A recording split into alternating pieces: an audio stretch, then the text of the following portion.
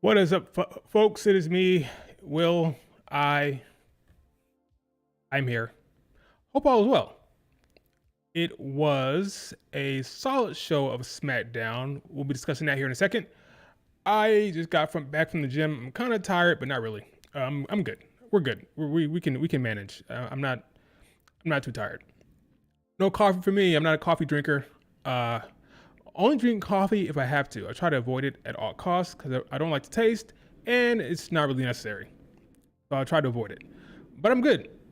I am ready to talk about SmackDown. I'm awake. I'm here. I'm active. Let's do it. SmackDown was okay. It was more than okay. We had a great main event. They should be doing more hour-free commercial breaks near the end of the show. That way the main event had no commercial breaks, because the end of the show felt very much like a PLE without the commercial breaks. So they should probably do more of that going forward. That way we don't have so much commercial breaks during the main event, and maybe people are more engaged and less likely to turn off the TV and go to sleep. I don't know why that only happened last night. We should be having more hour-free main events. That could be fun. But that was a great main event last night. Great. Street Profits retained in an awesome match. DIY did their thing. Motor City Machine Guns did their thing.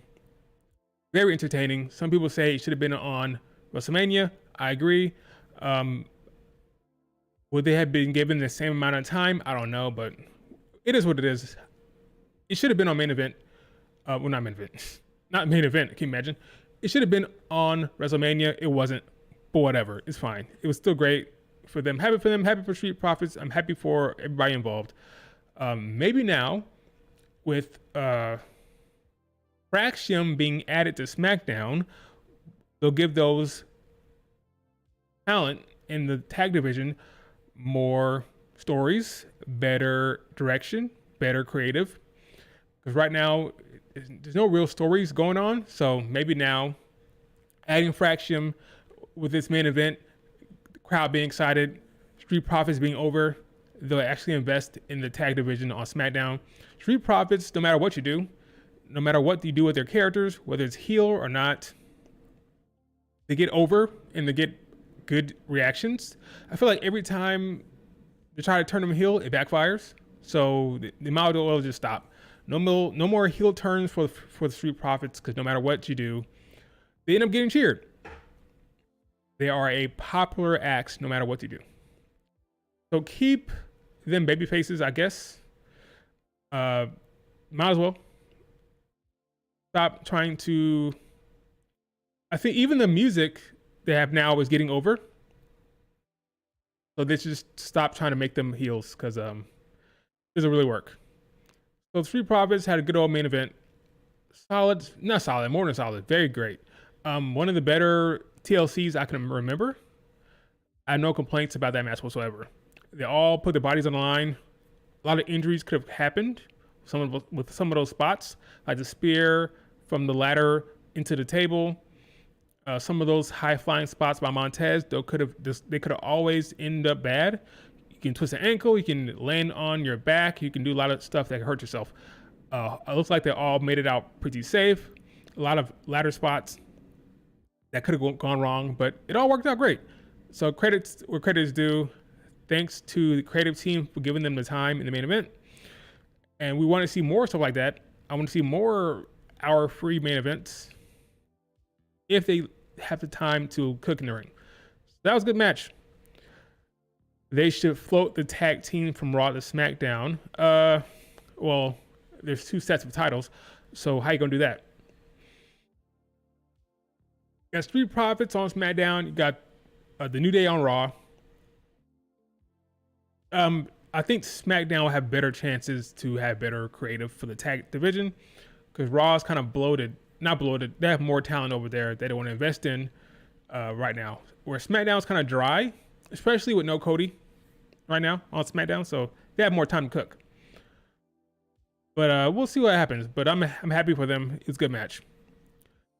SmackDown overall was good for the most part. I thought some things were glaring. Usually for the Raw after SmackDown, There's always a Raw after SmackDown. Usually for the Raw after Mania and the SmackDown after Mania, we have new stories. Did we get new stories for some people? Kind of. But we don't know how long those stories will go because I'm not really sure about the draft. When is the draft happening? Is it happening at the end of May?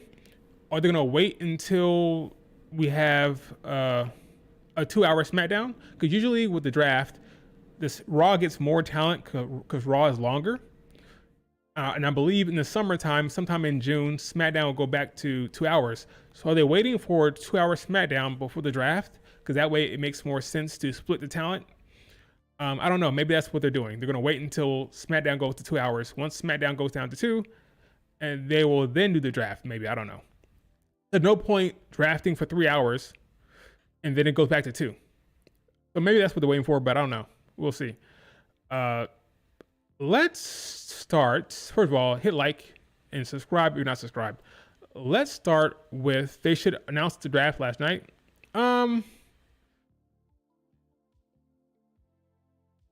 Only if they have a plan. If it's not in the end of May and it's going to be in June, then they should probably just wait. But I don't know what the plan is.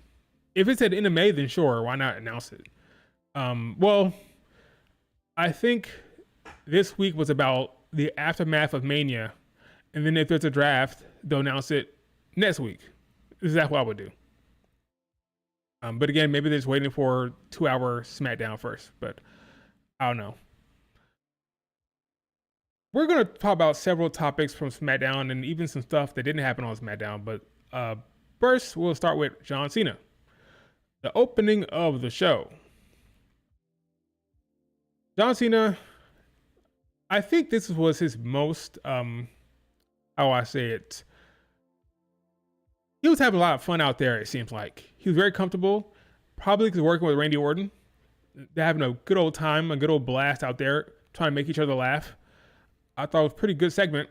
At first, I'm like, oh my God, here comes the old guys. I even tweeted, like, we need to get away from the old people. Like, Randy's, the John Cena's, the Rocks. Maybe we should move away from it. But I actually ended up liking the segment. It was pretty good. He had Randy Orton come down there to be funny, basically saying, you need to have some kids. Your problem is you don't have any kids in your life. If you had some kids, you'd be more warmer and more understanding and be a better person. And the Rock's like, how dare you parent shame me? I don't need to have kids because I've been a parent to these freaking fans, kids, for 25 years, which was a very good line. I've been parenting all your kids for so long.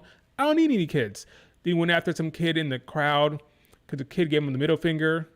Went after his father. All that was solid stuff. Like, The Rock is actively being a heel, which I like because it makes the storyline very straightforward in pro wrestling. Got the heel and the babyface. The heel is going after the crowd, going after the fans. Babyface is uplifting the fans and supporting the fans. It's very clear and accurate, and it makes sense. And usually that ends up working out better in pro wrestling when there's clear defined roles. Because sometimes these writers are not sophisticated enough or talented enough or simply not good enough writers to write nuanced characters. So it's better off just having a clear face, a clear heel, and going forward with that rather than freestyling with the character work. So John Cena was a great year. Again, going out the crowd, talking about he can walk away with the belt, and it was all reset. The title would be frozen, and you had to start from round one. All that worked out well. Solid stuff. Cena is not standing tall on TV. It's almost like he's refusing to. Every time he's on TV, he tries to get the upper hand. He ends up laying down on the ground. I think in his mind, the philosophy is the heel just to stay on the ground or lay down for the babyface on TV. Keep the babyface hot and popular. Don't do the whole cool heel thing. Don't let the heel stand tall at all. I mean, I don't necessarily think that's necessary. That's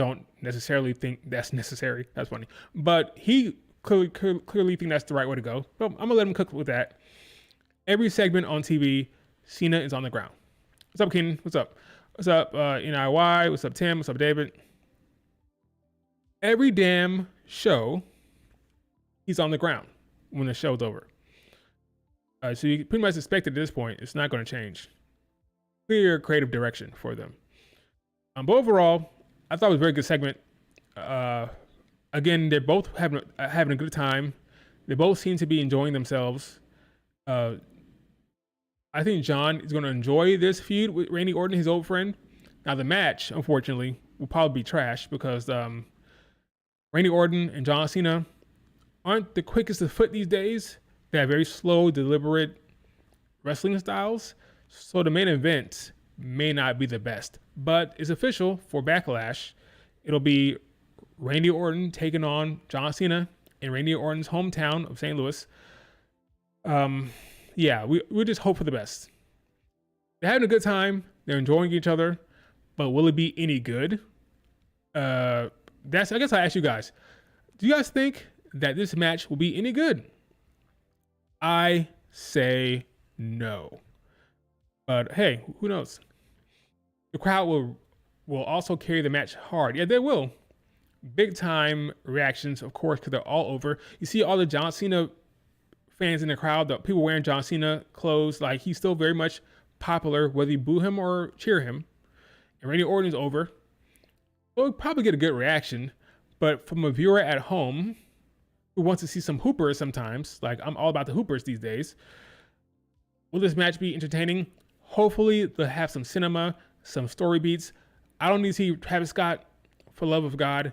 If Travis Scott comes out there, then he gets hit with the RKO or something, but I don't need to see Travis Scott. I just don't. But then again, John Cena is a cheater, so does he need interference? Well, maybe they let him cheat. Low blow, I don't care. Just Travis Scott, you can stay home. Let Randy Orton and John Cena have a match by themselves, I guess. I mean, but we'll see what happens. I don't know. Not good, 3 out of 10. Spam finisher, yes. RKO. Well, FUs and attitude adjustments, what you're going to see. But we'll see. John Cena aura will carry all the matches as long as it doesn't have weird endings like Mania. Well, yeah, that's the concern. He can get a solid 3-star match. Tops. As long as there's story beats, as long as there's compelling angles to end the match, fine.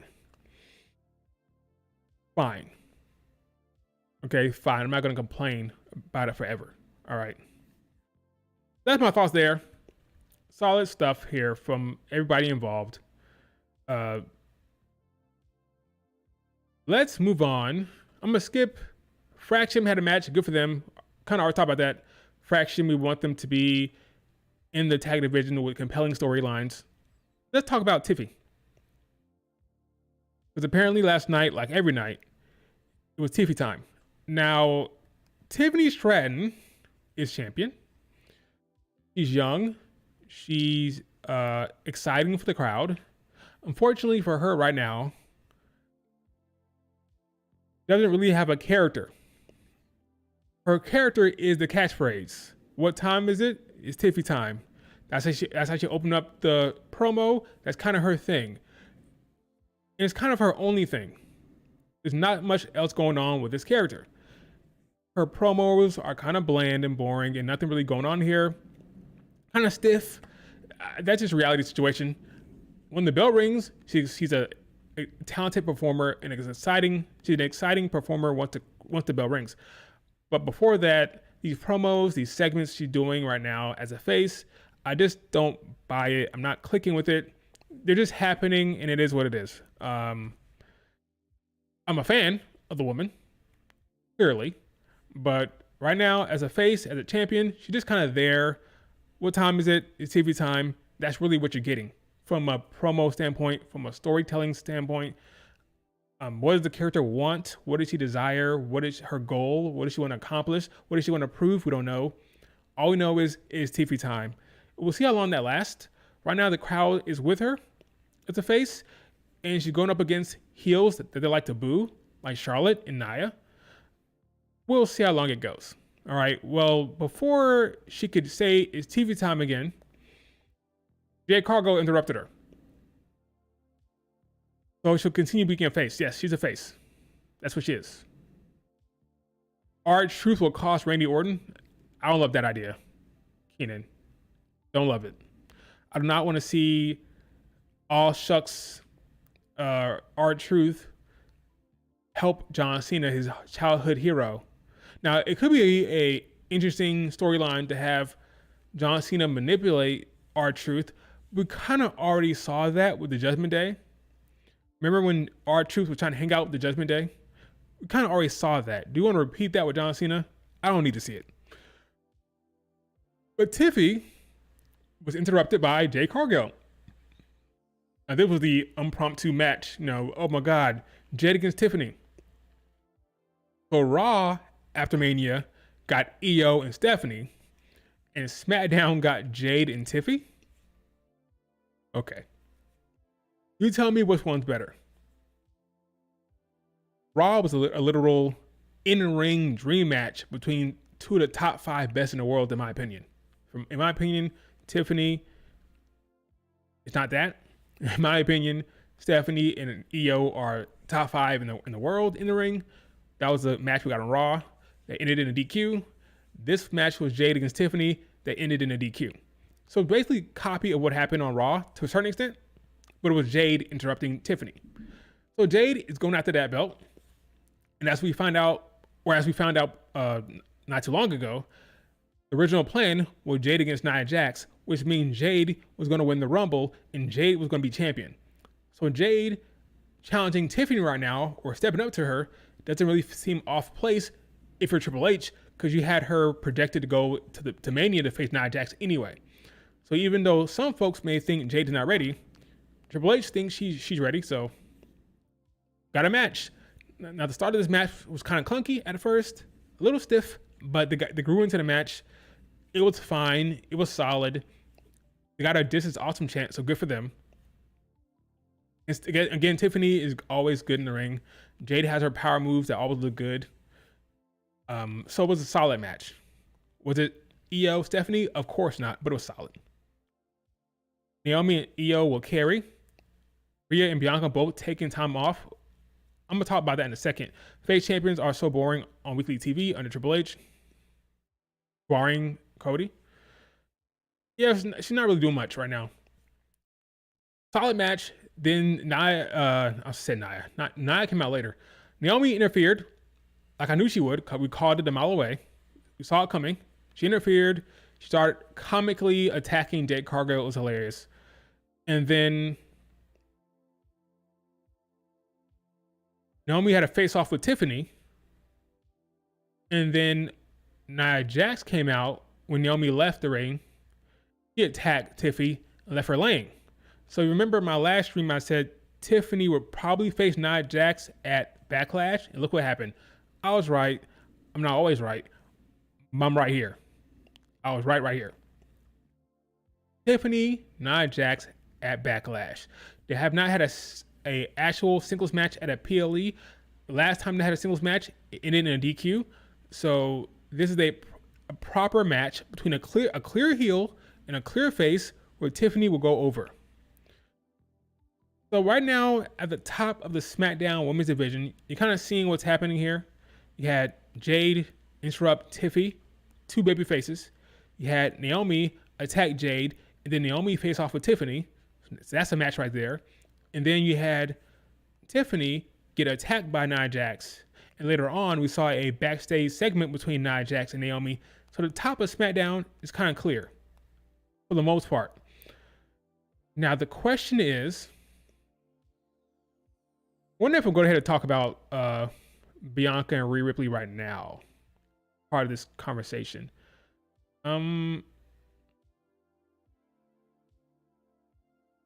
Sure. This is that backstage interaction between Nia Jax and Naomi. Let's do it. So Bianca Belair had her little backstage segment. She was there in attendance. Her fingers are all jacked up. They're broken. Luckily, it's the left hand. Her dominant hand is right. So she'll probably be fine, because sometimes it can take a little bit to get the maximum strength back. It takes some months maybe. She'll be healed in a few weeks. 3 to 6 weeks, she could be healed. But to get the full range of strength and motion, it could be a couple months. But luckily, it's her weaker hand, and her strong hand, her right side, is still good. But anyway, Bianca Belair had a segment backstage with Saxon. It was very much a babyface segment.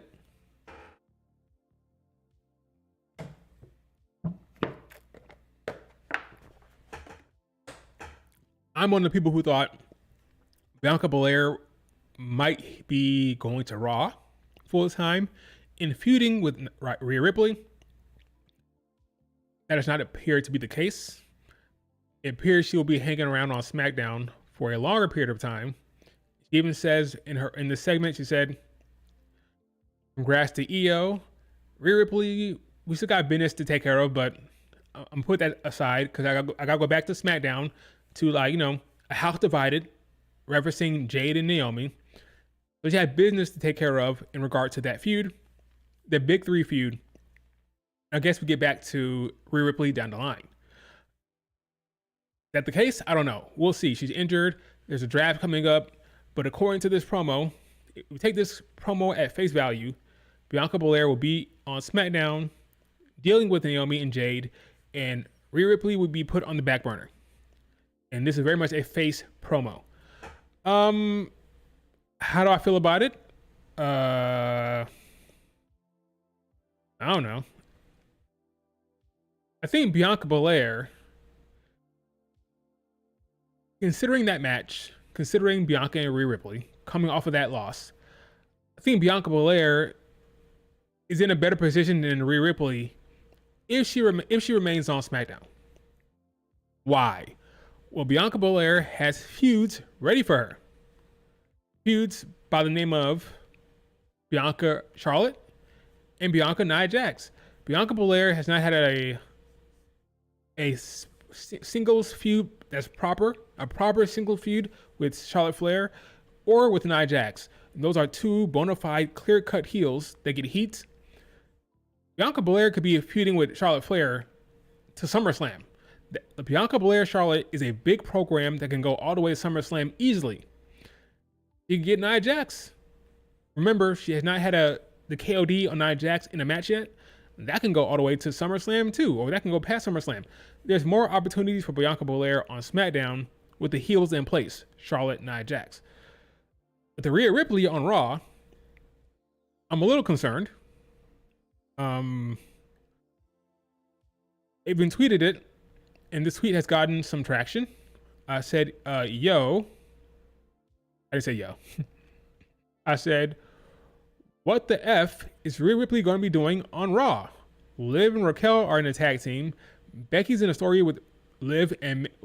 Becky's in a story with Lyra and maybe Bayley. Is she going to be mixing it up with Roxanne? They better not do Rhea Ripley EO. I'm a little confused. If Bianca Belair is spending most of her time on SmackDown until whenever they decide to cross paths again with Rhea Ripley, Rhea on Raw doesn't have much. Because again, Bianca has a heel Charlotte Flair, a heel Nia Jax. Those are straight up feuds that make sense for her, especially if you're keeping Bianca Belair as a face. Now, Rhea Ripley as a face, and that's what she is doing what on Raw? I mean, there's call-ups that could happen. I think Roxanne will be called up permanently to Raw. You can call up Fatal Influence, call up Fallon Henley and the crew.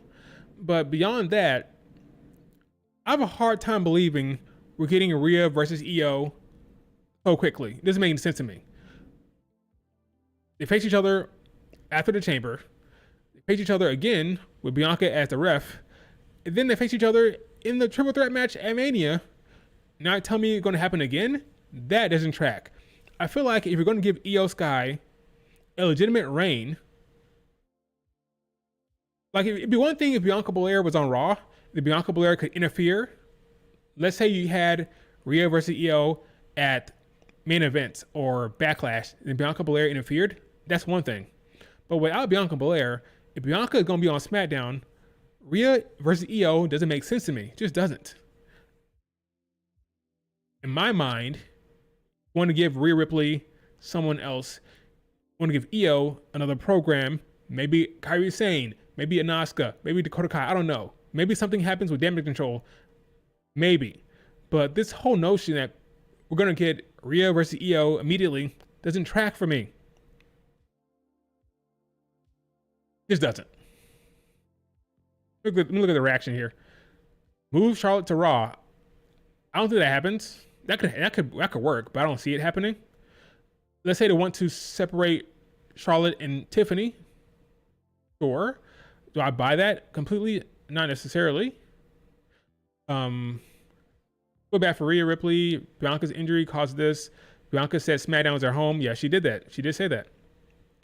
Now this image is worrying, but I'm just not convinced they're gonna go back to this so quickly. I'm just not. Maybe I'm naive, but I'm not convinced. What say you? Charlotte should go to Raw low key. I wasn't pinned.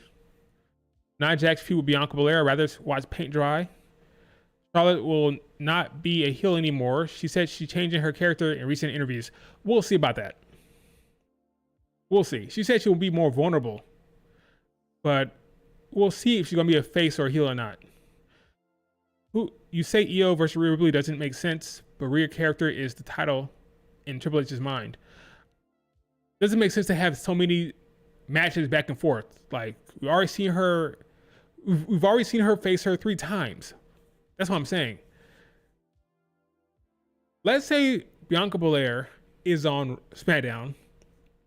I could see Charlotte Flair not returning until Bianca returns. Why? Well, Charlotte Flair herself has always wanted a feud with Bianca Belair. She's been saying it for years now that she wants a program with Bianca Belair. So with a clear direction for Tiffany, Nia Jax right now, with a clear direction for Jade and Naomi still fighting, they can have Charlotte Flair chilling until Bianca Belair is ready to go. Because without Bianca right now, what is Charlotte doing? I'm assuming they want to separate Charlotte and Tiffany, unless they do want Charlotte to take the belt off of her. If that's the end game, you can have Charlotte Flair come back after Backlash. Hell, you can have Charlotte Flair interfere in that match. You can show up and call the DQ and knock out Nia Jax and Tiffany, right? It just depends on what they want to do. But I am very much... I'm interested in the whole Bianca Belair staying on SmackDown as a face angle and where that's going to go. Because there are options for her with Charlotte, with Nia, with Naomi. There's options for her there. But I'm curious to see how that works out. And with Rhea as a face on Raw, boy, something got to change. Because I can't see them taking the belt off of Io so soon. I think Io will get a decent reign. What the hell are you doing with Rhea Ripley? Are you calling up Roxanne to deal with Rhea Ripley? Are you calling up some heels from NXT to deal with Rhea Ripley? Are you sending over... Yeah, I just don't know.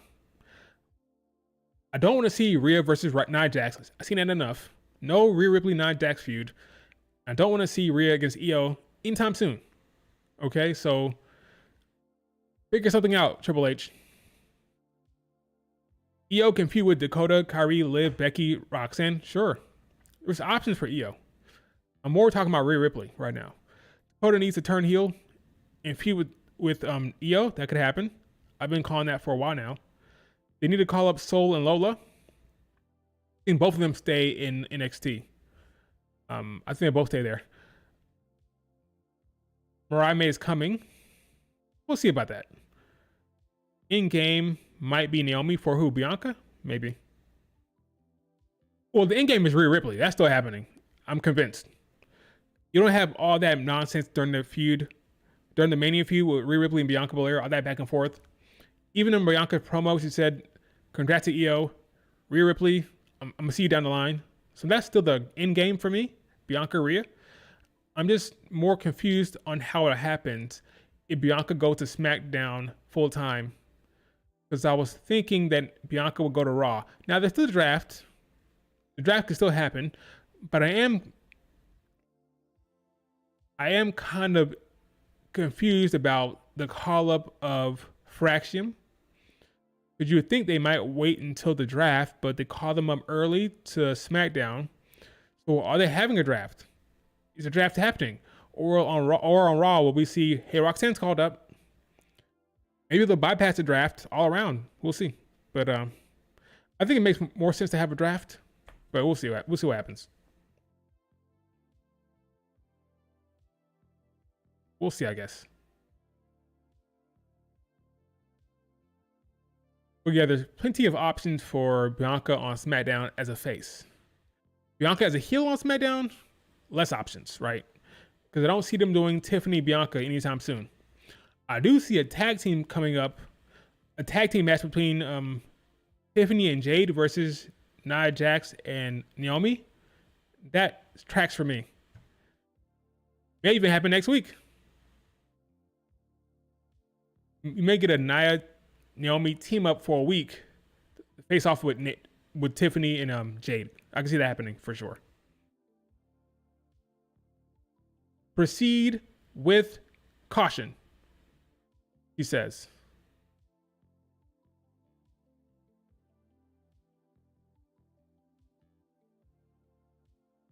They can't keep that tag match. It'll be interesting to see what happens. Like, it'll be interesting to see how that works out in the ring. We'll get the hot tag. Probably Tiffany. So Jade will probably start. Actually, never mind. Tiffany might start, and Jade will get the hot tag. Yeah, Jade will be the hot tag, just like with Bianca. Do you think Bianca gets a good reaction when she returns? Yes, of course she does. That's a given. She's never not gotten a good reaction. Whether she gets cheered or booed, she gets a reaction, right? When she comes back to SmackDown, you'll get a great reaction, like always. It'll probably just be, again, with the heels on SmackDown, Charlotte and Nia Jax. It's more clear cut with the crowd. You know, it's more clear cut. There's no confusion with that whole Mania match, which was a three-way between three babyfaces. Yeah, that's a little different. I think Tiffany and Jade match made me just cringe the whole match. The first few minutes were a little rough. I was holding my breath. Whole entire match I was holding my breath. But the last part was pretty solid. Pretty solid. What else happened? Let's see. Fatu, so over. Jacob Fatu is ridiculously over. Crowd loves him. They're trying to heat up the mid-card belt because John Cena has the top belt.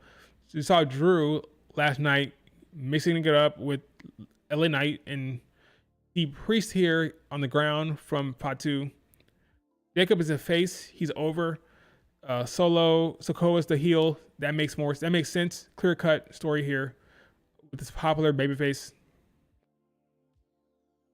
This is a solid mid card. We saw solid stuff from mid card. I think it was smart to put Drew McIntyre down there because Drew is popular and over, so he's lending his star power to the mid card. We'll see what happens with Cody Rhodes. When does he show up? But that's not really mid card, right? So right now the mid card scene, I can see a four-way match between Drew, Damian, Jacob, and Solo. No, I can't do that. Because LA Knight. So Solo will be out of it.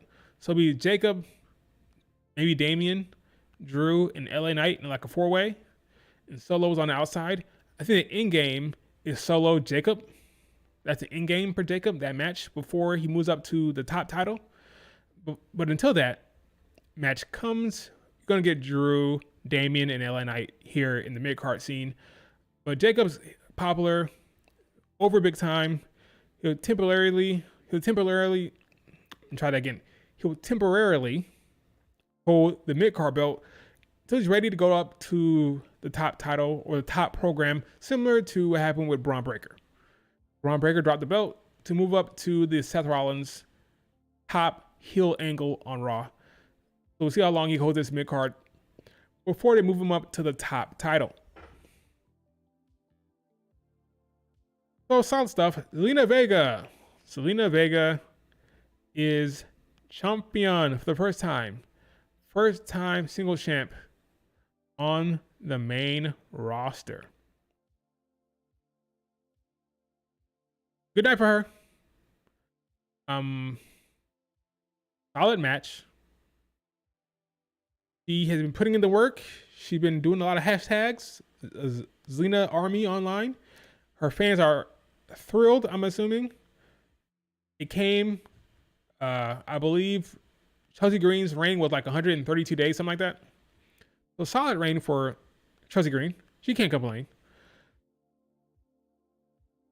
Overall, I'm happy for her, Zelina Vega. I wonder how long this reign will last. Who beats her? Who beats her? I don't know, but we have a draft coming up, so we'll see what happens with the draft. I'm assuming we have a draft. I'm assuming we do. We may not, but I'm assuming we do. We'll see what happens there, but good for Zelina Vega. Solid match. She earned it.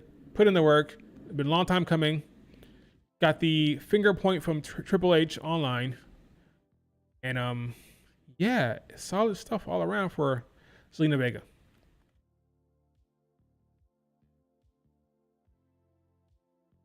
Solid stuff all around.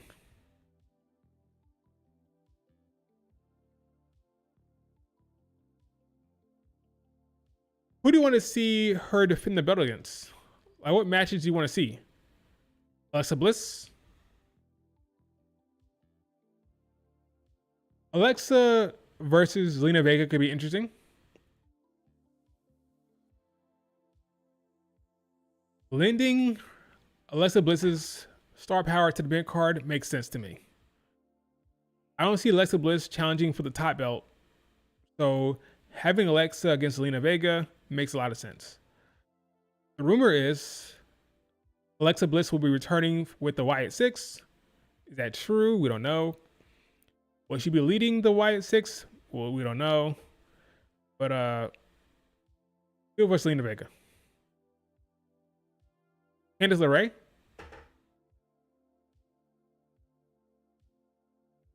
Why not? Maybe. That tracks. What about freaking... I love Alba Fire. I love Alba Fire, but she's in the a faction where she's like the lackeys for Chelsea Green. So I just don't see it. I don't see it anytime soon, but I think she's awesome. But I don't know if that's going to happen for her.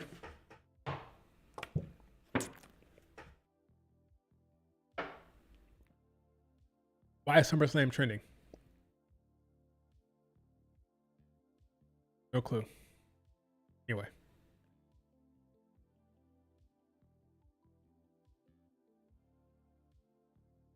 As far as Bianca goes, I just hope she comes back for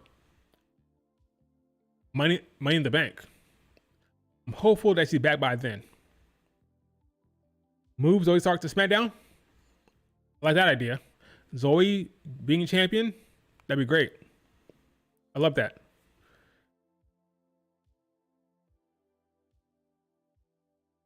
Alexa Bliss shows up and then disappears. Because she's spooky. She's spooky girl. That's why. Will, I'm starting to think Bianca wins the Saudi Rumble. That's so far away. I don't want to think about Saudi. Let's focus on who's going to win the Money in the Bank. Naomi? Charlotte? Someone like that, right? Probably Naomi, if I had to guess. Yeah, let's start with Money in the Bank. And then, are we going to have a Queen of the Ring tournament? Because if we do, that's how we could get back to Bianca, Rhea Ripley. Because in my mind, the only way you can continue this loose storyline between Bianca and Rhea, if they're on different brands, is if they meet up somehow during these PLEs. Like, for example, Bianca Belair and Rhea Ripley have never been in the Money in the Bank match. So if they showed up together in that match, they have another face-off, reminding the fans, oh yeah, this is that feud, right? If there's a tournament for the Queen in the Ring, they can meet up again. Oh, there we go, that feud. So there's ways to have them face off or interact over the year, even though they're on opposite brands. You know? So there's an option they could do. But we'll see. Yeah, so I'm happy for Zelina Vega. Now her husband showed up on SmackDown. Aleister Black returned, taking out The Miz. Good for him. He's back. His first feud, or first match at least, will be against The Miz. Who will be his first feud? Probably Carmelo Hayes. Which is unfortunate because that means Carmelo might lose. Well, probably will lose, right? Because right now Carmelo is with The Miz, right? The Miz gifted him a lovely Andre the Giant gold chain. He then gets knocked out by Aleister Black, and then Aleister Black will beat him next week, which will lead to some bangers potentially between Aleister Black and Carmelo Hayes, right? Those could be great matches. And the worry is Carmelo Hayes will become the new Dolph Ziggler, who they booked, the person they booked to have a good match with the new guy. Say, hey, we need a good match. Where's Dolph Ziggler? Bring in Dolph. Have a good match. Okay, bye, Dolph. Thank you for elevating the new talent. Now go back to your catering. That's my concern. I don't want Carmelo Hayes to become the Dolph Ziggler guy, the guy who elevates the talent. He should be the talent that being elevated. Like, he should be getting pushed, not using him to elevate other talent. But I would love to see, that being said, I would love to see Aleister Black against Carmelo Hayes. That's a good match. That'd be great on SmackDown. But I'm a little concerned for the booking of that, because I don't want him to just be like an enhancement talent, goes up to lose to Aleister Black and that'd be it, right? But at the same time, I selfishly want to watch that match. Naomi for Money in the Bank, same. Naomi knocking Rhea Ripley and Bianca off the ladder in the table. Yeah. I just hope that Bianca is ready to go, because June the 7th, it's her left hand. She could be good in a month. I'm hopeful that she can wrestle in that match. We haven't seen Bianca in the ring that much. Remember, after Chamber, between the Chamber and Mania, she didn't wrestle at all. No wrestling matches between the Chamber and Mania. I want to see her more active this year. I'm hopeful these fingers don't take her out for that long, and that she can go by Money in the Bank. That'd be great. That'd be great.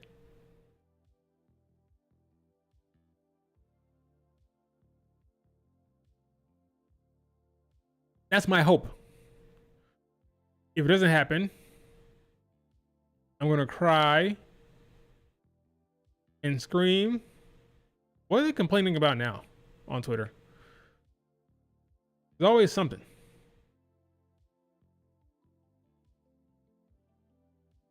Always something. Carmelo Hayes should steal the win versus Aleister Black. Steal it? Probably win. I mean, he'll probably lose to Aleister Black. Honestly, he'll probably lose. Not saying that's what I want to happen, but it's probably going to happen. Move Melo to Raw. Right now, he's with The Miz. I said before, but I really think Carmelo is really the Black Dolph Ziggler. No.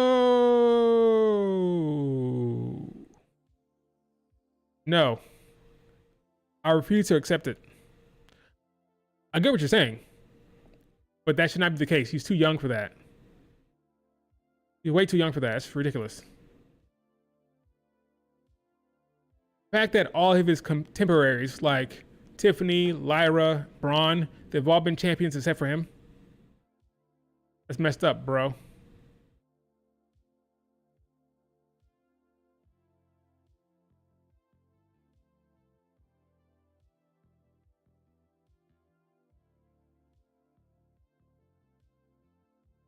He is very good. You see the recent interviews from Charlotte Flair for People magazine saying that she wants to put more of Ashley. I don't think this means she's going to be a face. Actually, that doesn't necessarily mean you have to be a face to put yourself into the character, but she wants to be more relatable. I think she's realizing that the they made a mistake. So you look at this tweet. On the opposite side of Mania, so post Mania, I think I will tap more into the kind of trying to bring me, Ashley, the real person, to Charlotte Flair, because I feel like Charlotte really isn't a character made. Let me try it again, because I feel like Charlotte Flair really isn't the character I made. Is not relatable. That's the thing. I believe they made a massive mistake with their vignettes, with the yachts and the helicopters and the champagne. I feel like it was very stupid. Regardless if she's heel or face, they should have went with, hey, I'm with rehabbing. Here's my rehab. Here's my struggle. Here's my fight to get back. That's what they should have shown. Not the, oh, I'm Charlotte Flair, I'm the GOAT, and I'm living in luxury and everything's great. I hated that for her. Like I said, it doesn't matter if you're heel or face. It doesn't matter. Show the struggle, show the real work. What they should have done. That's what they should have done. And she said she loved this segment when she's out there with jeans and a shirt. She said this is how she is really behind the scenes at home. Simple clothes. They should lean into this more often. Less of all the dolled up Charlotte Flair gimmick, more of real person who has problems, who's pissed off. I'm wearing my shirt, my jeans, how I usually dress. Less of the glitz and the glam, less of the money, more of the real. This will get her more over. Even as a heel, this will give her more over with the crowd. More real, more relatable. Lean into that. Lean into more of Ashley. Not completely Ashley, but some of Ashley. Less of this whole rich girl, luxury, glam life. I don't like that. That was Carmella thing she did. That's that. You don't have to do that, Charlotte Flair. You could be more relatable, more down to earth, more not rich, basically. Why is Naomi still feuding with Jade? Because she's not done with her. That feud is far from done. Same reason why Damian Priest is still feuding with Drew McIntyre. It's not over. That ish is not over. Nowhere close. Nowhere close. Being over. Let's talk about Mariah May. This report. So the report says that WWE is prepared to make an outstanding offer for the upcoming free agent Mariah May. An outstanding offer. We don't know what that is, what that means, right? What I will say, we did learn a lesson from Stephanie Vaquer saga. WWE will not offer more money than Tony Khan. The con man will offer more money. So that's that. Okay? So if she wants more money, she will sign with AEW. Point blank, period. So don't focus on how much money they're offering her, because they will offer her less than AEW. The advantage that they have is that they are the legacy brand. He dreams of WWE, and she likes Triple H, and that's where she wants to go. Ultimately, that's her goal. It's been her ultimate goal her entire life to wrestle for WWE. So because that's her goal, she will ultimately end up there. The question is when, right? So it's not about, oh, this offer, that offer. That's irrelevant. AEW will always offer more. But she's married to the game. The game being wrestling. But people took this as a double entendre that she's saying, oh, she's married to the game, Triple H, therefore she's going to WWE. People are hilarious. People are hilarious. They're hilarious, man. Come again? The game, Triple H? They're so stupid. Funny, but stupid. But yeah, she's leaning into it. She's having a blast online because she knows she's the conversation. What does she end up doing? We don't know. Okay, but we do know what her goal is, what you want to do. The question is that you want to pull a trigger now and go. Okay, but I don't doubt that the WWE want her I don't doubt that. I don't doubt that at all. I don't doubt that. I'm sure they do. I'm sure they do. Obviously, Bianca Belair. So this tweet is still going. People are still saying that they're still giving their opinions on. I'll ask the chat. Who will be Rhea Ripley's first feud? Not first match. What will be her first proper feud post Mania? Will it be Io? Will it be Roxanne? Will it be somebody else that I'm not thinking about from SmackDown or from NXT via the draft? Who will be her first proper feud? If it's Io, I'm gonna be pissed. I'm gonna be pissed if it's Io. Probably Io. I mean, ultimately, Rhea has to be Io, right? Ultimately. Because Io is undefeated against her. So the story is, when will Rhea beat her? So if Rhea is going to take the belt off of her, that's going to happen. Rhea is going to dethrone her. That could happen at SummerSlam. And if it's happening there, what are you doing between then? Long time. Not a long time, but it's like 3 months, right? When is SummerSlam? MetLife, 2 nights. Remember, 2 nights of SummerSlam. Hosted by Cardi B. August 2nd and 3rd. We're in March. We're in April. May, June, July, August. 3 to 4 months. It's not a small amount of time. Tell me you're going to be feuding with Io Sky that long? Or are you suggesting she beats her at, I don't know, Money in the Bank? That's when that match is going to happen.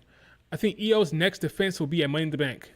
So you're saying that Rhea Ripley will beat her at Money in the Bank? I don't buy it. I just don't buy it. I don't buy it. Maybe I'm crazy, but I don't buy it. I think Tiffany will face Nia at Backlash. Io will face somebody at Money in the Bank. You're suggesting it's Rhea Ripley? Evolution 2, that's not confirmed. WrestleVote said that, but that yet to be confirmed. You would think if that's happening, like, why not announce that? Now, to be fair, Nikki Bella ran her mouth and said something exciting happening during the summer, right? So Nikki Bella's excited about something coming up this year. That might be Evolution 2. That'd just be interesting for Io. Win the belt after Chamber, defended at Mania, and then lose it at Evolution to Rhea? And I guess. She hinted at it. She didn't say it. She didn't literally say it. David, show me the quote where Nikki Bella says, Evolution 2 is happening. Show me that quote. Maybe I missed it. But I don't believe she said that that's happening. She hinted at something happening, but she didn't actually say Evolution 2.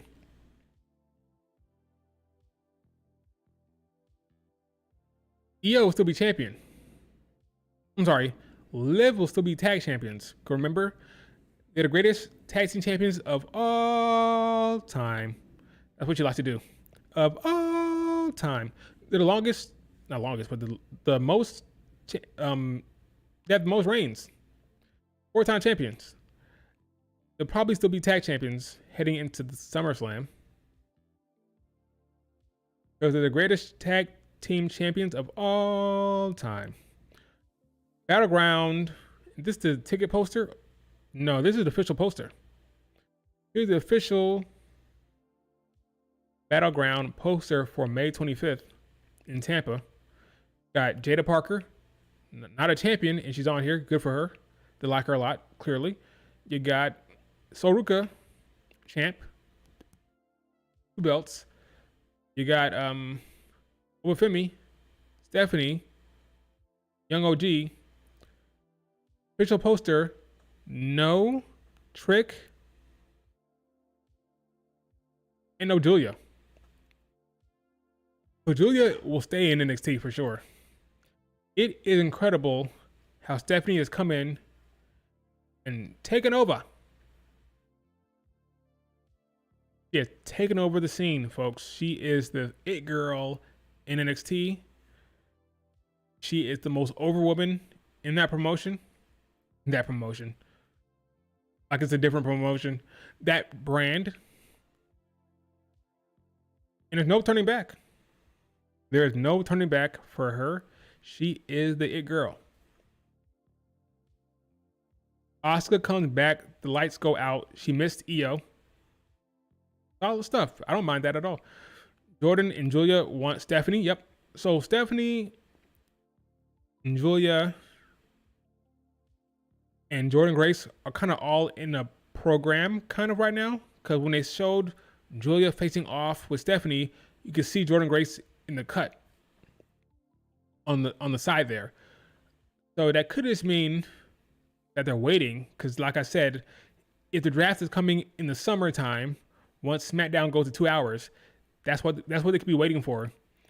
So if they're waiting for that, then Jordan Grace could stay down there until the draft. Or don't draft at all. Just stays down there. Which I'd be surprised if that happens. Roxanne, I can see on Raw being called up, similar to Fraction. I'm gonna assume that Roxanne gets called up to Raw the same way Fraction got called up yesterday. But I could be wrong. Solid poster, it's fine. It's not that great, it's fine. What else?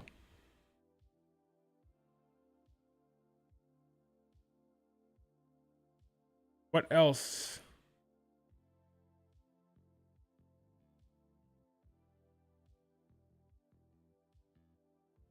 Any questions about anything? I'm excited for All-Star Grand Queendom tomorrow. I am. When is that show, actually? I know it's tomorrow, but when tomorrow?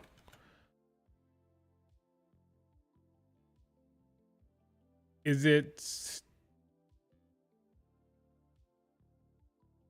They're ahead. They're ahead. Right? And time. Yeah, they're ahead because right now it's Sunday. It's Sunday. So for them, the show is today. Because it's 1 a.m. over there, 1:30 a.m. over there. So the show is today for them. Today for them, right? So I'm guessing it'll be like early in the morning.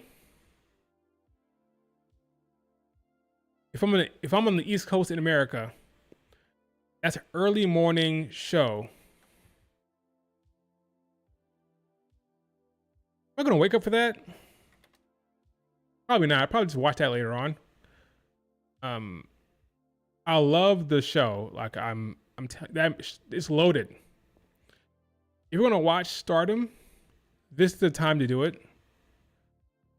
This match is stacked. I already did my stream for it a long time ago. Like a week before Mania, I did the stream for this show. So it's on my channel if you want to watch it to get caught up. But yeah, this show tomorrow morning is loaded. It is one of the better shows I've seen. Like just stacked. So stacked. I mean, these matches have the potential to be match of the year. A lot of them. I'm just like over the moon, like for this show. Me talking about Saya, Tam, Azumi, Starlight Kid, Mayu, Shuri, Maika, Hashimoto, Suzu, Mei Sarah, Kanon, Hazuki, Saida, Koguma, I mean, this show is stacked upon stacked upon stacked for matches. If I had to guess, what would be match of the night? I'm going to go with the main event. Why? Well, because you look at my current list for the best matches of the year. The first one is Tam versus Saya. Was free on YouTube, by the way. It is free on YouTube right now. This match was my match of the year so far. That was the first time. So they're going to try to outdo themselves now. Hopefully for them, they can match what they did. I'm sure they will. So this will probably be the best match on the show. But we have Azumi, Starlight Kid. From an in-ring standpoint, they're going to cook. Mayu, Shuri, they're going to cook. Suzu, Sarah May, they're going to cook. Micah, I'm going to make a joke about Micah, but I'm not going to do that. Micah, Hashimoto, they can go, right? So this show is beyond stacked. So, I mean, what are my predictions? Okay. Well, let's look at these matches here. These 1, 2, 3, 4, 5, 6. All right. Start with Azumi, Starlight Kid. All right. Starlight Kid will win. Okay. She's not dropping the white belt. He'll be the leader of Neo Genesis. That'll be that. Azumi has a match with Mercedes and Mina. She has other stuff she's doing. She pinned Saya Kamatani not too long ago. So even with this loss, she'll be fine. Starlight Kid will get the win here. Saya Kamatani, Tam. Saya wins. Tam should retire because stipulation is if Tam loses, she must retire from wrestling. That should happen. I'm sorry. I know Tam is a very good wrestler, popular, but don't make the stipulation if you're not going to follow through. Don't do the stipulation if you're not going to follow through. Tam should retire. I don't want to see Sayaka come out of nowhere and say, "Oh, I have my wish. My Cinderella wish is to keep Tam." Hell no. I'm gonna turn off the TV. I'll be done with freaking Stardom for a while. Better not have Sayaka come out there with her bullshit wish and say, "Hey, I'm gonna use my wish to keep Tam around." Hell no. Tam should retire, like the stipulation request, and be done with it. Okay? So Saya Kamatani retains. The Phoenix Queen, Red Belt Champion, she retains. Starlight Kid retains. Now, funny thing is, these are all great matches. The results are not that compelling. The results are pretty straightforward. Mayu, Shuri, I think Mayu has had a very boring, bland year. I have Mayu, as great as she is, she'll retain because Shuri will be in attendance. Shuri, the sun goddess, she'll be there. She'll be there to confront the winner. I think Mayu wins. Shuri confronts Mayu, and we get that match. What's up, Rowan? We're going to get that match. We're going to get Shuri dethroning Mayu, and then I'll be forced to watch one of my favorite wrestlers walk around with that IWGP belt forever and never and ever and ever before she hopefully goes back to the WWE. I got Mayu retaining. So I got retaining.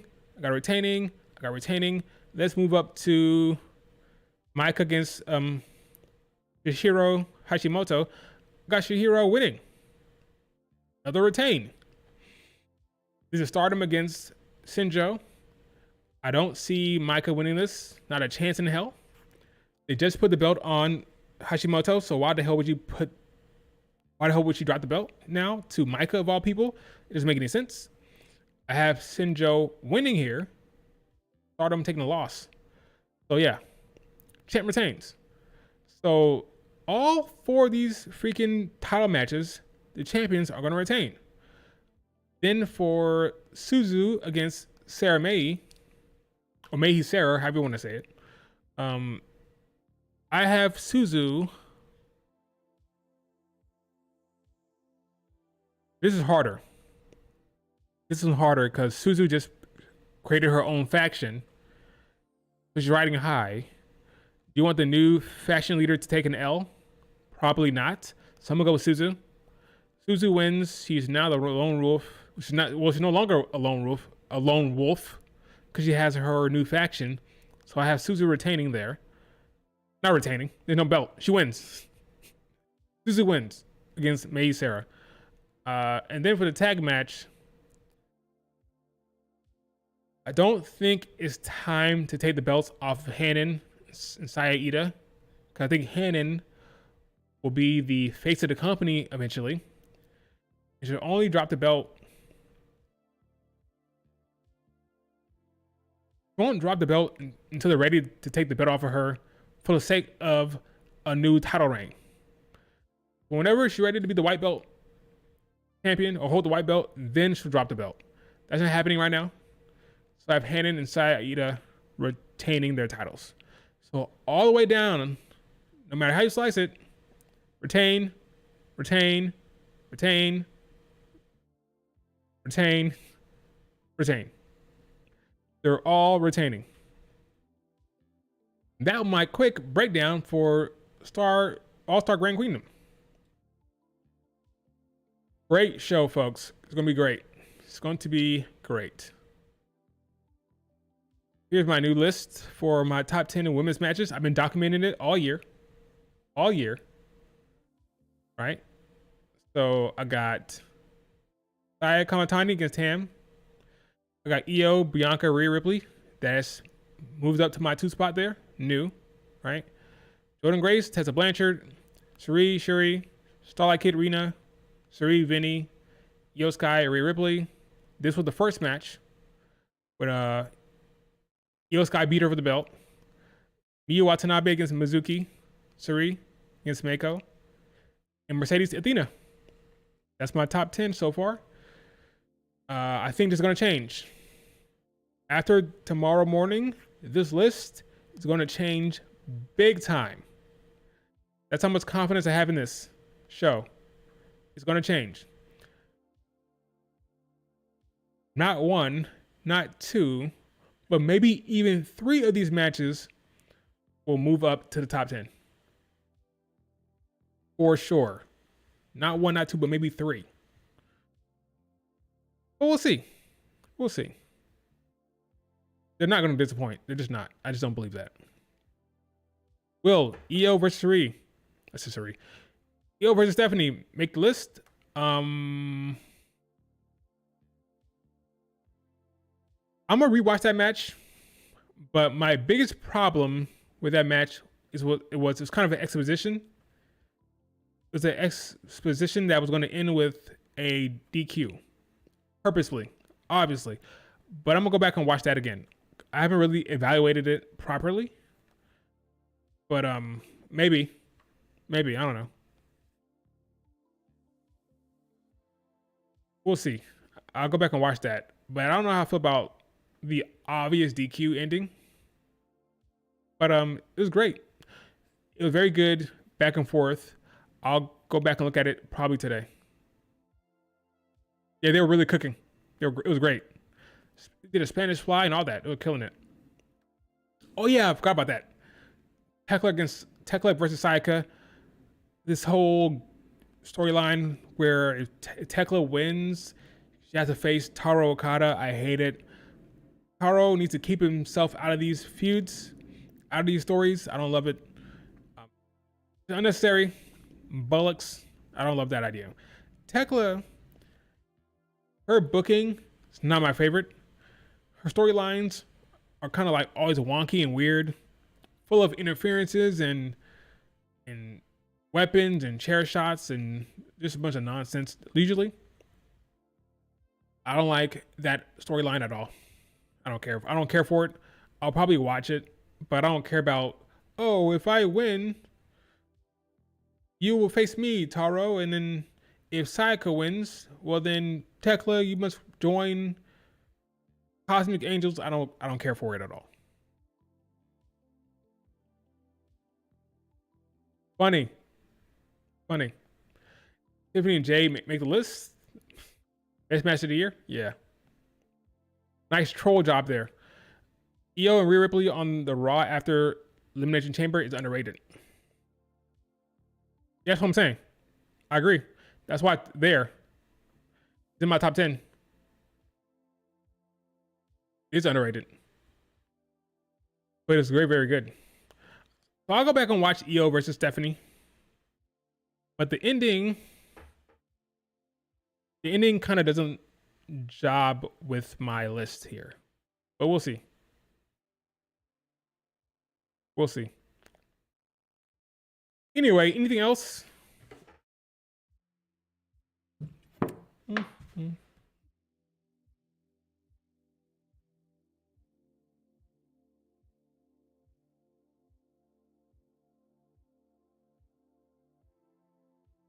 You read somewhere that Taro has wrestling training in him? Good Lord. I do not want to see him wrestle Tekla. I'm sorry. I don't want to see that. Dude, stop being such a dope. Stop booking yourself against the women. Like, get a life, Taro. Like, get a life. He's a booker, but stop doing that. I don't want to see you in the match with Tekla. Stay out of the ring. Stay out of it. Be more of a respectful. Like, I don't care about like them attacking you, stuff like that. That's fine. But getting in the ring, that's a step too far. Come on now. That's crazy. Io has definitely got a bunch of this is awesome chance. They got it before the match even started. They got this is awesome before the match even started. I can't wait. I can't wait for more Aleister Black for more of his matches this year in 2025. Storyline with The Miz. May get a match with Melo coming up here. We'll see though.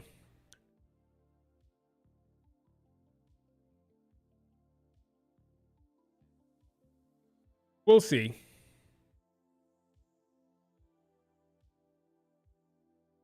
Oh yeah, I almost forgot about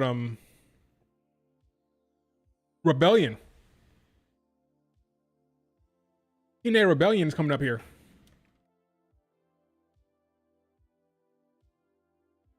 That is going to be a good show, I'm assuming. I'm not more excited than All-Star Grand Queendom. I'm far more excited for the Stardom show, but I believe we're gonna get a new champion here. I believe Tessa Blanchard will defeat Masha Slamovich. To be completely honest with you, got Joe Hendry against Frankie Kazarian and Ethan Page from NXT. Got the tag match with the Hardys and the Nemec brothers. Got Masha Tessa, new champ. Tessa be the GOAT. That's what her song says. Tessa be the GOAT. She wins. And then we have a Knockouts World title match for the tag titles. I would have a title change here for TNA. For the sake of buzz, I'll put the belts on Lash and Jakara. Don't think it happens. I think Ash and Heather by Elegance will retain. They'll get a retain for Dana Brooke and her partner here. But this will be fun. Again, make a splash. Why not put the TNA Knockouts titles on the NXT talent? Have the NXT talent have the belts for a little bit for the sake of a splash. Because right now, every time you do a TNA NXT match, whatever show it is, whoever has the belts, champions retain. So why not change it up by putting the belts on the NXT talent for a short period of time, and then you can have Ash and Heather by Elegance get the belts back. But I don't think it happens. I think Ash and Heather will retain. Yeah, so that's fun. That's Sunday. So once you watch Stardom in the morning tomorrow, you can watch Rebellion that night. Thoughts on Meltzer giving Bianca and Io and Rhea Ripley a 5-star? I don't care. I saw some of those. Check this out. Let's do this. This is exposing the IWC. Let's expose them for a little bit. Let's expose the IWC real quick before we head on out of here. Let's expose them. Some of these comments, I'm like, here it is. Io Sky, Rhea Ripley, Bianca Belair, 5-star from Wrestling Observer. First ever 5-star ever. Woohoo, the GOATs. Deserves best women's match of the year.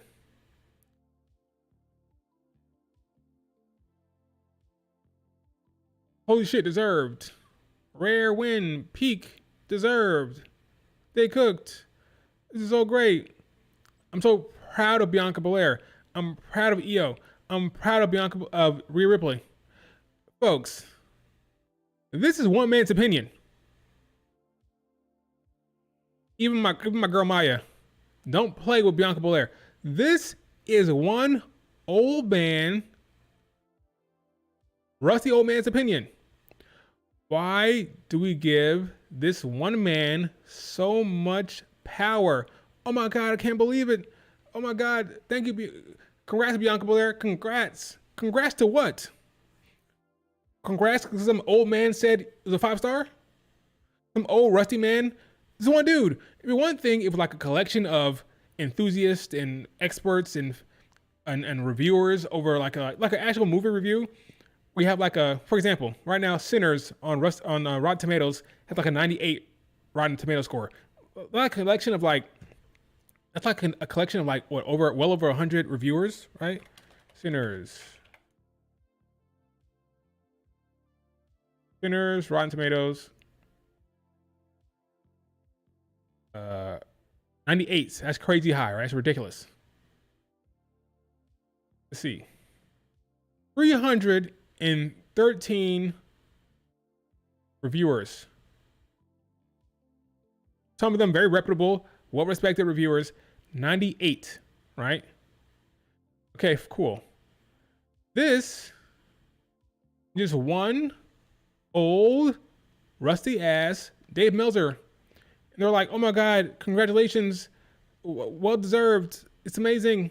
Oh man, this is a dream. Like, huh? It annoys me. Like, we should not be celebrating this like, oh my God, congratulations, ladies, you did it. Oh, Dave Meltzer gave you a 5-star. Like, what? I was bothered the entire time watching this.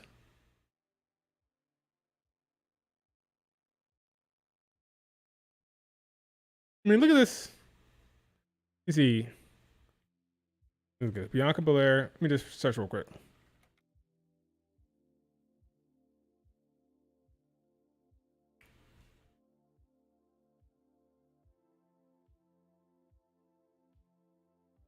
Let's see real quick.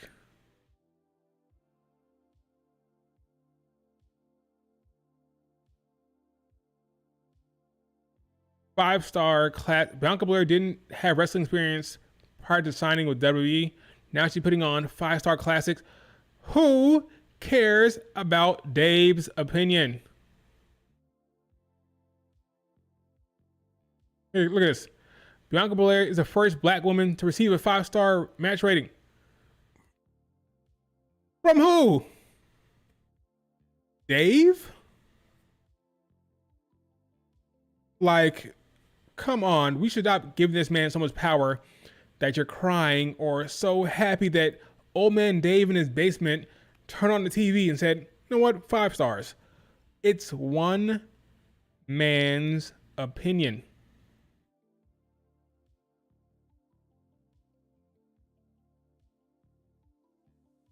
Look at this. Io's first 5-star match. Bianca Belair became the first African American woman to receive 5 stars. Rhea Ripley's second Australian with 5 stars. First WWE women's 5-star match. You're putting this out there as if this is some type of reputable, well-respected, like fraternity or like a academy or like or something that are coming together and saying 5 stars. This is one old man in his basement rating a match. I'm sorry, I just can't get behind it. I just can't celebrate it and get happy because old man Dave took the rust out of his eyes, woke up and like, well, that was a good match. 5 stars. Like, I just can't. Maybe that's just me. But I can't get behind being so excited that old man Dave gave a match a 5 star. I just can't. If that means something to them, then great. I doubt Bianca cares. I doubt Io Sky cares. I saw Rhea Ripley tweet out something. I saw Rhea Ripley tweet out this, and folks feel like this was a reference toward the 5-star labeling for her, Bianca, and Io with a star. That may have been a nod to Dave. Fine. If you care about that, Rhea Ripley, fine. I just can't bring myself to give a damn about Dave Meltzer's ratings. I just can't. He gave Tiffany and Charlotte Flair like a 1.75, something like that. I just can't.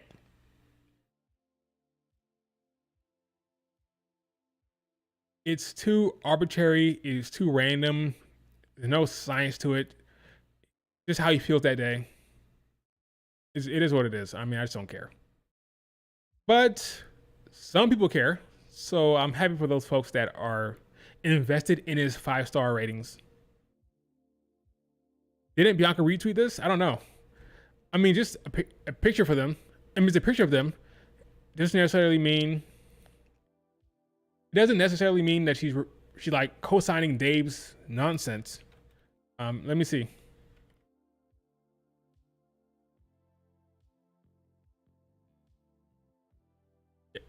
Yeah, she hit the retweet. She did. But why? I don't know. I'm not convinced. Like, I don't even know if this is about Dave. We can guess it is, but we don't know. I guess it's about Dave's 5-star, but we don't know. I'm assuming it might be, but we don't know for sure. You could be saying, yeah, we had a great match. All the flowers we're getting, yeah, we did that thing. We did that shit. That could just mean that could just be what this is. This doesn't necessarily mean she's like acknowledging the old man. Let's see if Io Sky has tweeted anything about Dave's nonsense. No. See? No. Thanks for the subscription. Thanks for subscribing. Yeah, we don't know. He also said that Io is the best belt-to-belt wrestler in the company. That's cool, I guess. If you care about his opinion, that's cool. Trent giving Zelina Vega a shout out here. You did it. That's nice. Proceed with caution there. That's nice. But beyond that, yeah, it is what it is. I'm happy for the people that are happy about that, but I stopped giving a shit about Dave a long time ago. A long time ago, I stopped caring about his 5-star ratings.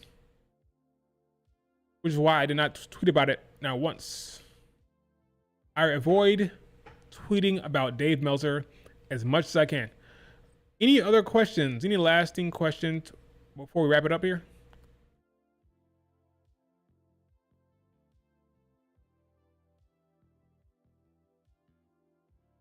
Yeah, the IWC is a funny place. It really is. Rhea Ripley definitely cares. Maybe she does. Maybe she does. He just wants clout and attention. Well, folks are giving it to him. They're giving it to him for sure. He has it. Fortunately.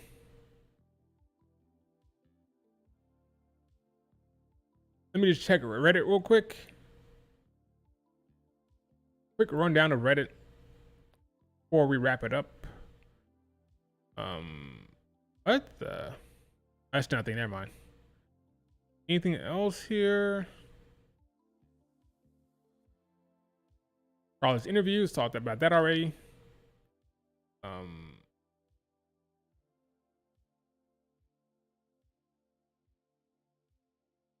Paul Heyman, okay. New Japan, didn't watch that. May, Will Ospreay, didn't talk about that. Okay, cool. I see nothing. All right, that's it.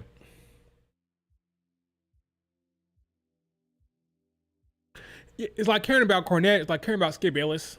Like, can you imagine if Skip Bayless had a ranking system and people like, oh my God, Skip Bayless said this? Like, who cares? Dave is in a very interesting position because wrestling is so niche. It's a niche thing that he gained a level of popularity and importance in the community. In any other like sport field like NBA or NFL, that would not fly. There's so many of them. There's so many opinions out there. But Dave is he's respected by folks, and therefore he gets certain prestige. So his ratings matter, but they really shouldn't. Is Mariah May still coming to WWE or is she staying in AEW? We don't know. The longer she waits, the more likely she goes. We don't know. There's reporting that the WWE will be offering a good contract, a very good contract to her. We don't know. It won't be more than AEW anyway, so it just depends on what she wants to do. If she wants to go to WWE, she'll go. Period. If that's her dream, she'll go. If she wants more money, she'll go to AEW, and that is the end of it. Nothing more to talk about there. What do you want? WWE or money? That's the option there. You have to decide. Mariah May versus Tiffany writes itself. Why do everybody see them? Everybody compares them. They're like completely different to me. They're completely different talents. Completely different talents. I never watched that movie. I never watched the Mayu Watani movie. I know the story. Never watched the movie. Fatal Influence will lose at Rebellion. Do you agree? What's the match again? I say yes. But what's the match? Oh yeah, isn't like Rosemary and wait, let me see. TNA Rebellion. Because JT Jane pinned Rosemary on Thursday. Let's see. Fatal Influence. Yes, they'll lose because there'll be a falling out. Right now on NXT, Fallon Henley and JT Jane are beefing within the faction. So I think they'll be the cause of their own demise. It's on the pre-show. Yeah, so Fatal Influence will lose. They'll lose.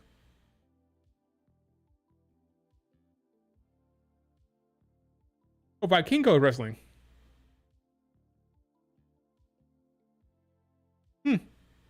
You know that. You know that. Falls count anywhere between Mustafa Ali and Mike Santana. Elijah against to be announced. Is that an open challenge? I don't know. The Hardys talked about that already. Yeah. So yeah. So we'll see. It's like a good show. Good show. What's the story of Mayu Watani? You can Google it. True story. It's her actual story. Dramatized for effect, but it's the actual story. She ran away from home when she was young. Rossi took her in. That's why she's so loyal to Rossi Ogawa. As soon as Tessa wins the belt, who do you see her defending her or defeating her later on? I don't know. They have to build up a babyface. They don't have any popular babyfaces on the rise. Maybe somebody in Spitfire. One of the two from Spitfire will do it. But it'll be a very, very long reign, so they have time. Tessa Blanchard's reign will be very, very long. They'll have plenty of time to pick someone. They'll probably sign some more talent by then anyway. So I think her reign will be longer than longer than a year, well over a year. So they'll have plenty of time to decide who will dethrone her. But she'll be having a long reign with a lot of NXT defenses. So Lonnie, Soruka, Lola Vice, Jada Parker. There'll be a bunch of NXT defenses along the way. So we'll see. Danny Luna, Maggie Lee. I thought about that. Isn't she kind of teaming up with Ash by Elegance right now? Isn't she kind of teaming up with Heather by Elegance? I think she's kind of a heel right now, but that can change. They can pivot to a babyface eventually, but she's an option. Depends on what they want to do with her. That depends. We'll see. I think she needs to continue to develop, but we'll see. It may or may not be the one, but I don't know. Danny Luna? Maybe. Maybe.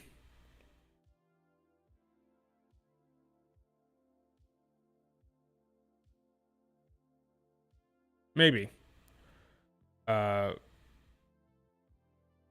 She's an option. I can see it. I can see it for Danny Luna. I can see it. That's probably the most likely option, honestly. That's probably the most likely option for her. Right now, without any new signings, it's probably the most likely option.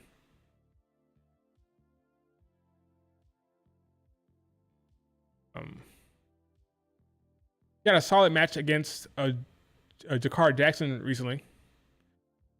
I don't see Jody Threat being it. I don't see Jody Threat doing it. So she's probably the most likely thing. Yeah, Danny Luna is a legitimate option there. What's next for Masha? You guys are asking too much questions. I'm joking, but I was planning on wrapping up. Let's see. One or two more questions. What's next for Masha after she loses? Ooh, maybe a rematch. Maybe a match against... Yeah, rematch. After that, I don't know. Maybe some NXT talent. Maybe some NXT talent after that, but she'll probably get a rematch. She'll lose that again. And then maybe some NXT stuff, but I don't know.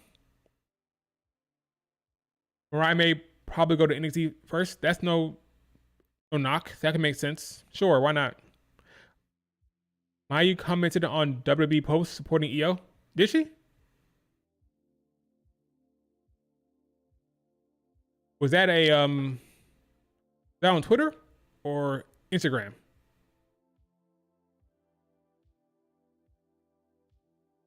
And no, I don't think that's a seed being planted. Mayu ain't going nowhere. Staying right there in Japan. Staying right there in Japan. I don't believe it. I simply do not believe it.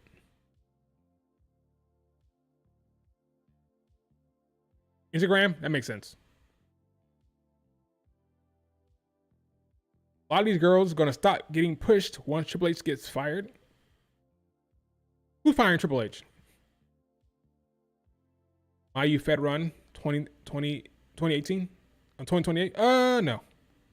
I don't see it. I think she stays in Japan or becomes a freelancer, and that's it. Freelance Mayu. Similar to Suri. But beyond that, I don't see it. All right, folks, that's it for the stream. Do me a favor, hit like, subscribe if you're not subscribed. Hopefully tomorrow has two great shows. Stardom show, All-Star Grand Queendom, amazing card. Rebellion, another good card. A lot of stuff to look forward to going into Monday Night Raw. Hope it all works out. Hopefully no more injuries because you want all the talent to be healthy. All right, guys, see you guys later. Peace.